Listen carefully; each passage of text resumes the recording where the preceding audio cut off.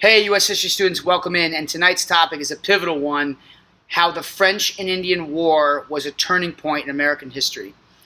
The College Board, over the years on the APUSH exams, has demonstrated a proclivity, a liking of asking students about this question. It was a DBQ topic a few years ago about how the French and Indian War was a major turning point. Now, turning point is simply a fancy way to talk about big change, significant alteration.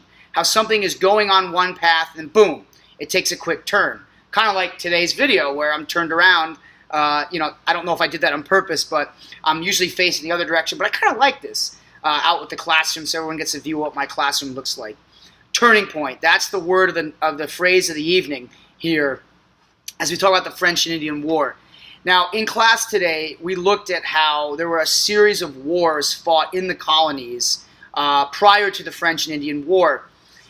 Those series of wars, I gave you the whole list of them, they're not to be memorized. It's simply for you guys to realize that, again, that what happens in England does not stay in England theme is true about wars in the colonies.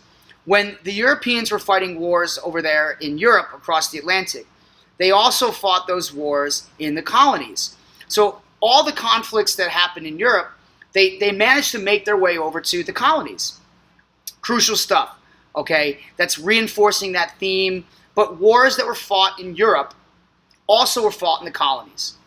Now, the two main players we're worrying about here are England and France.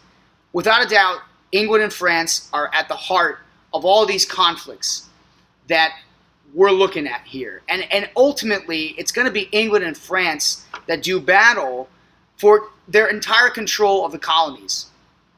Over time, the English colonies had exploded, and we've been talking about that. And with things like the Great Awakening and the Enlightenment and the growth of the economies and salutary neglect where the colonies are flourishing under the British rule, the colonies are just growing further and further, and they're spreading out more.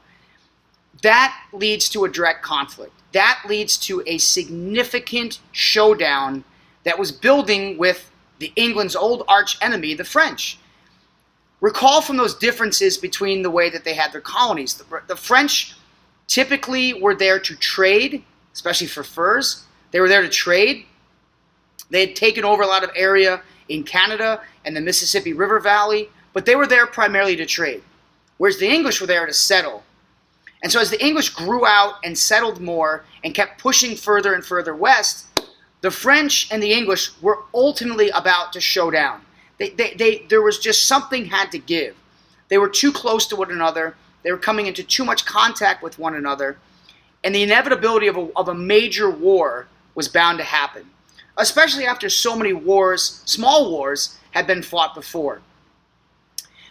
It's only a matter of time before England and France are going to fight a war to see who can control the entire colonies. And that is what the French and Indian War is really all about. It was a war to see who would control the colonies.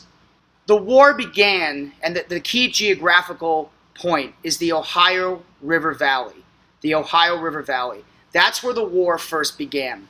Now, I'm not going to tell you much about any battles in particular because U.S. history, AP U.S. history is not about military history. But knowing that the war started as a conflict over land in the Ohio River Valley is crucial. That you would definitely be asked a question about. Britain and France were too close to each other. They were just getting too close, and eventually something had to give. And that something that would give would be in the Ohio River Valley. And that's where the war began. One of the most important points about the French and Indian War is that each side, the British and the French, dragged in their allies, their native allies. The Algonquin tribe primarily allied with the French, as did many other tribes, because of the relationship that the French had built with natives, was overwhelmingly more positive than the British. But the British did have some allies, and mainly it was the Iroquois Confederation that worked with the British. But natives got dragged into this conflict head on. Because of their alliances, because of their relationships through trade with the English and the French, natives were dragged into this war brutally.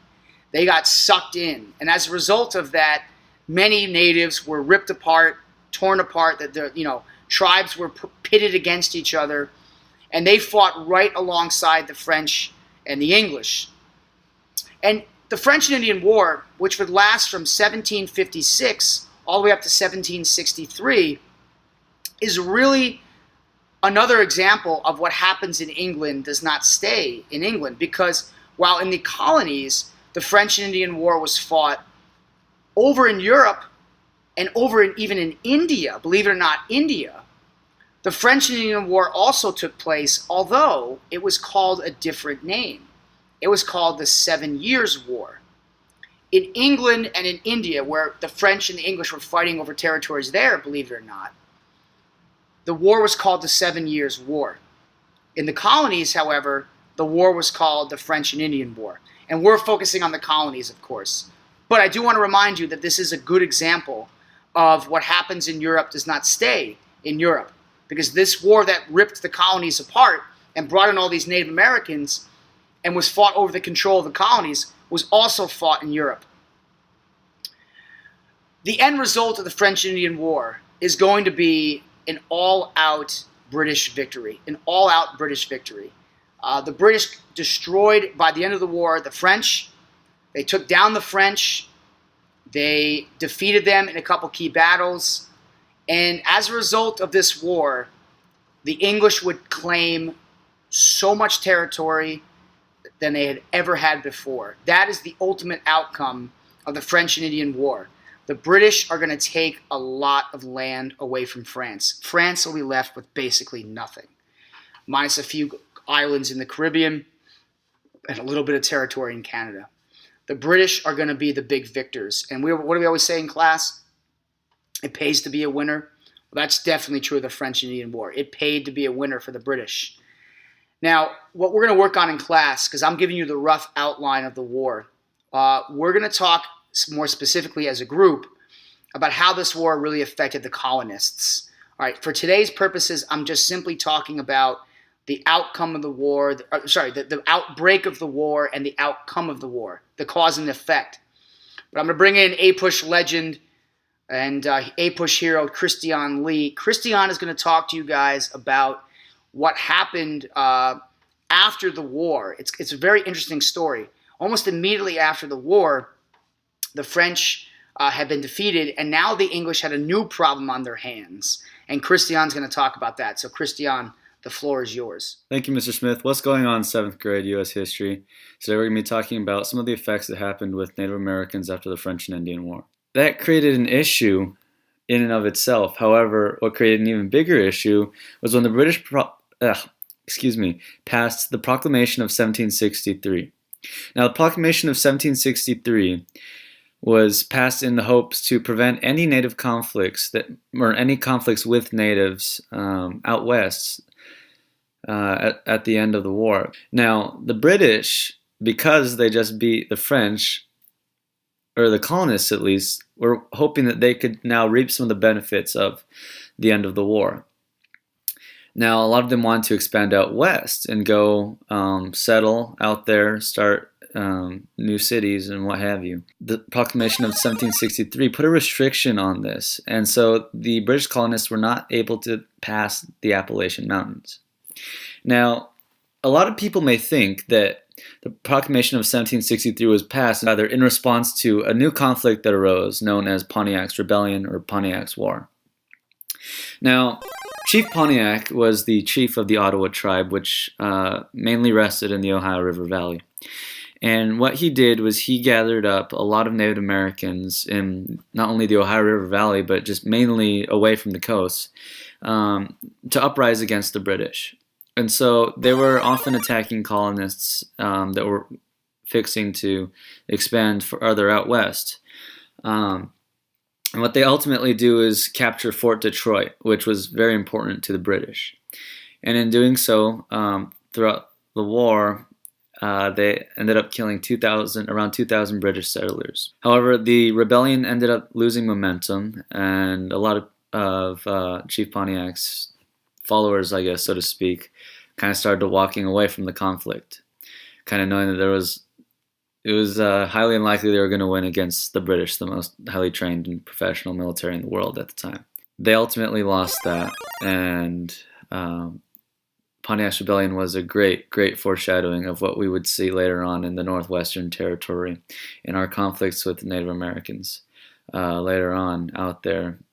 And so I'll leave you off with that. Thank you, guys. All right, thank you, Mr. Lee, and we appreciate you joining us here on this edition of the 7th grade Fireside and APUSH Fireside Chats, if any APUSH students are watching these. So to recap here, tomorrow in class we're going to talk about the effects that the French and Indian War had on the colonists. I'm going to tell you some pretty cool stories, actually, and we'll tie that in to what we learned today in the video. But to recap, wars in Europe carried over to the colonies, and they affected not just colonists, but also Native Americans. The natives got dragged into these conflicts continuously. Specifically, the biggest war to worry about is the French and Indian War, and that war started in 1756 over conflict in the Ohio River Valley. The war lasted about 7 years, which is why it's called the 7 Years' War in Europe. And the ultimate winner was the British. And what did the British get? A whole lot of land, baby. A whole lot of land. And we'll look at some maps in class tomorrow to really help you guys out with this. And then to recap what Mr. Lee said, Christian brought up two important effects of the war. The first was how the English government was trying to restrict colonists from settling into the West. And the British Parliament passed the Proclamation Act of 1763. Again, that was directed at trying to stop the colonists from settling west. Why? The British were afraid of the colonists getting into conflicts with natives. And despite that proclamation of 1763, there was a major war fought with natives in the Northwest Territory known as Pontiacs Rebellion. So there you have it. We're talking about causes and effects of the French and Indian War. Tomorrow in class, we'll talk more about the colonists and how they sort of participated in the war. And then we'll kind of spin this forward and look at why the French and Indian War was such a big turning point in U.S. history. That's the goal for tomorrow. With that being said, hope you guys have a great evening. Thanks for watching. As always, the past shapes the future. Have a good night, everyone.